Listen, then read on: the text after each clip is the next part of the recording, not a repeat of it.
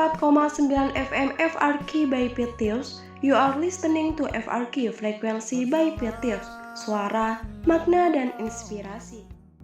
Bertemu denganku, ku bertemu kamu. Halo sahabat FRQ, gimana kabarnya hari ini?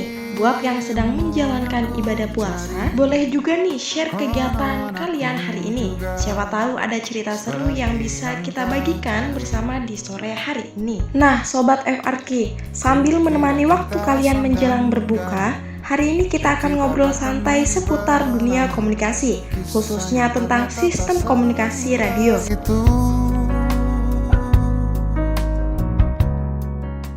Selamat datang kembali di program edukasi hari ini, sebuah program yang membahas berbagai hal menarik seputar dunia media dan komunikasi. Saya Fitri Aulia Husnul Khotimah yang akan menemani sahabat FRQ selama beberapa menit ke depan di 94,9 FM FRQ by Pitius, tempat di mana suara menghadirkan makna dan inspirasi.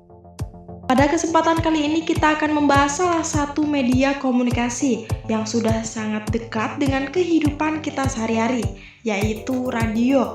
Sahabat FRQ, radio merupakan media komunikasi massa yang menyampaikan pesan kepada masyarakat luas melalui gelombang elektromagnetik.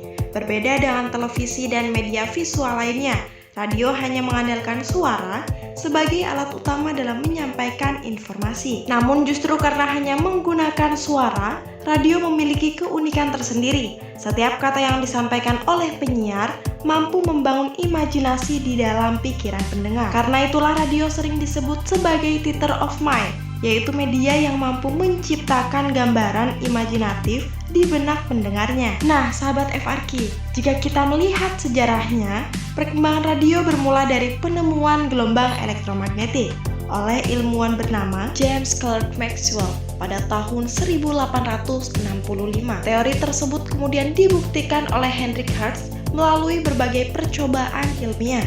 Kemudian pada akhir abad ke-19, seorang ilmuwan asal Italia bernama Guglielmo Marconi berhasil mengembangkan teknologi komunikasi tanpa kabel menggunakan gelombang radio. Penemuan ini menjadi dasar lahirnya teknologi radio yang kita kenal hingga sekarang. Sejak saat itu, radio mulai digunakan sebagai alat komunikasi jarak jauh dan kemudian berkembang menjadi media penyiaran yang digunakan oleh masyarakat luas. Di Indonesia sendiri, radio memiliki peran yang sangat penting dalam sejarah komunikasi.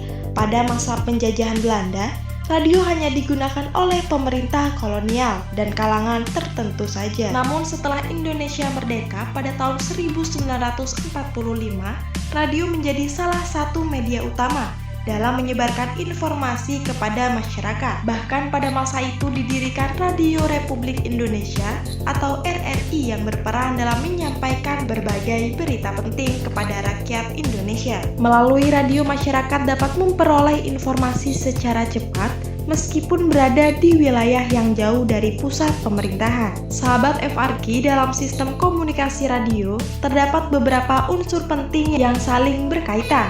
Unsur pertama adalah komunikator, yaitu orang yang menyampaikan pesan seperti penyiar atau narator. Unsur kedua adalah pesan, yaitu informasi yang ingin disampaikan kepada pendengar.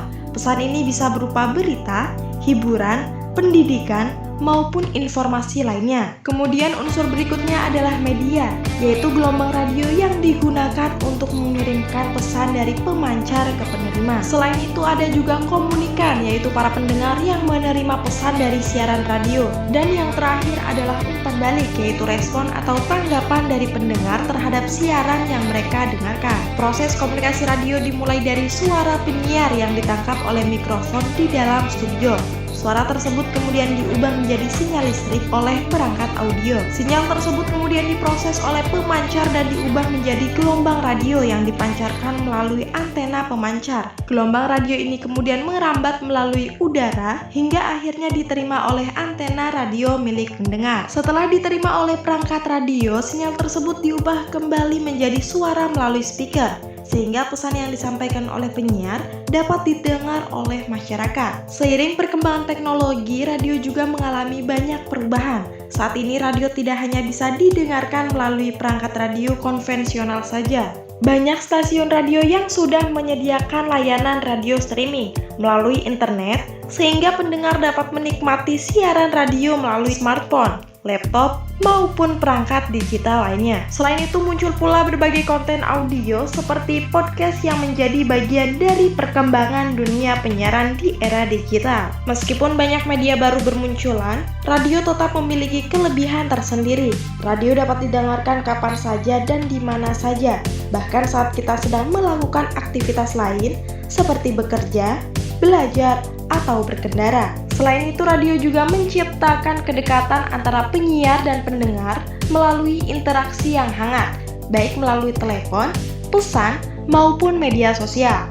Inilah yang membuat radio tetap bertahan dan terus menjadi bagian dari kehidupan masyarakat hingga saat ini. Nah, sahabat FRQ, dari pembahasan kita hari ini dapat disimpulkan bahwa radio merupakan media komunikasi massa yang memiliki peran penting dalam menyampaikan informasi kepada masyarakat. Dengan memanfaatkan gelombang radio, pesan dapat disebarkan secara luas dan cepat kepada banyak orang. Hingga saat ini, radio terus berkembang mengikuti kemajuan teknologi tanpa meninggalkan fungsi utamanya sebagai media informasi, hiburan, dan edukasi. Demikian pembahasan kita pada program edukasi hari ini mengenai sistem komunikasi radio. Semoga informasi yang telah disampaikan dapat menambah wawasan sahabat FRQ semua. Saya Fitri Aulia Husnulatima pamit undur diri. Terima kasih telah mendengarkan dan sampai jumpa kembali pada pembahasan menarik berikutnya. Tetap stay bersama kami hanya di FRQ 94,9 FM FRQ by Pitius. You are listening to FRQ Frequency by Pitius. Suara makna dan inspirasi. Kau sendiri